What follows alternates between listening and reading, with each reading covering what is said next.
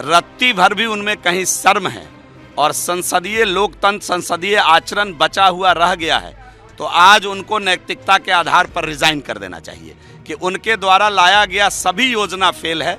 7 निश्चय का एक निश्चय फेल है, जलनल फेल है, शराबबंदी फेल है। भाजपा के लोग हल्ला कर रहे हैं, तो ये लोग जैसे हम लोग भड़क रहे हैं, जैसे लाल कपड़ा देख के जो सांड भड़कता है ना, उस तरह जो है शराबबंदी के बाद पर ये लोग भड़क रहे हैं। ये काफ़ी दुखद चीज़ है। देखिए, भाजपा को इतना हल्का लेने की ज़रूरत नहीं है। किसकी वजूद है कि जो हम लोग को बाहर निकाल दें। जहरीली शराब सरकार के संरक्षण में बिक रहा है। गरीब मर रहे हैं, पिछड़े मर रहे हैं, दलित मर रहे हैं, और सरकार कान में तेल देके सोई हुई है, कहती है गलत काम हुआ है। बीजेपी वाले कराते पकड़ के भेजो ना जेल, बीजेपी वाले को फांसी चढ़ा दो, बीजेपी के लोगों को आप फांसी खींच दीजिए बीजेपी के लोगों को। बिहार के छपरा में हुई जहरीली शराब से मौत का मामला अब एक राष्ट्रीय मुद्दा बन गया है। बीजेपी को बिहार में ऐसे मुद्दे की तलाश थी जो उसके लिए संकट की घड़ी में ऑक्सीजन का काम कर जाए। कुछ ऐसा हुआ भी। नीतीश की तेजस्वी को लेकर बड़ी घोषणा के 24 घंटे बाद ही बीजेपी को जहरीली शराब से मौत का मुद्दा मिल गया। बीजेपी इस ऑक्सीजन से एक बार फिर आक्रामक हुई और अब सदन से सड़क तक लड़ाई जोरों शोरों से चल रही है। आज इस मुद्दे की गूंज संसद में भी सुनाई पड़ी। बिहार में फिल्मी तर्ज पर होता है शराब कारोबार। शराब की तस्करी के लिए माफिया विभिन्न प्रकार के आइडिया का इस्तेमाल करते हैं। कई बार ऐसी जगह से शराब पकड़ी गई है जहां विश्वास भी नहीं होता कि शराब हो सकती है।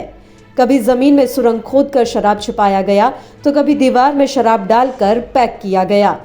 बीते दिनों रजौली चेक पोस्ट पर पेट्रोल टैंकर में शराब की बड़ी खेप और लाइन होटल के पास खड़े वाहन से भारी मात्रा में शराब का मिलना इसका जीता जागता उदाहरण है। उधर शराब कांड पर बिहार के डिप्टी सीएम तेजस्वी यादव का बयान सामने आया है। तेजस्वी यादव ने बयान में गोपालगंज कांड को लेकर बीजेपी पर निशाना साधा। जहां अगर बिहार और गुजरात का अगर कंपैरिजन किया जाए तो भी उन 4 सालों में गुजरात में 50 मौतें हुई और बिहार में 21 मौतें हुई।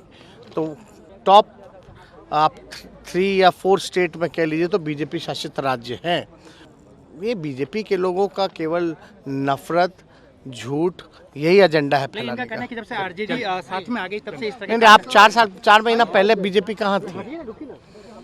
बीजेपी कहाँ थी जब उनके मंत्री के रिश्तेदारों के घर से जो है शराब मिल रहा था?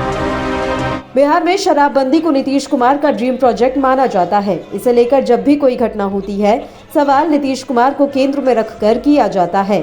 ऐसे में एक बार फिर से नीतीश कुमार बीजेपी के चक्रव्यूह में घिरते नजर आ रहे हैं। देखना रहेगा कि आखिर बीजेपी के इस चक्रव्यूह को नीतीश कुमार की सरकार कैसे तोड़ पाती है।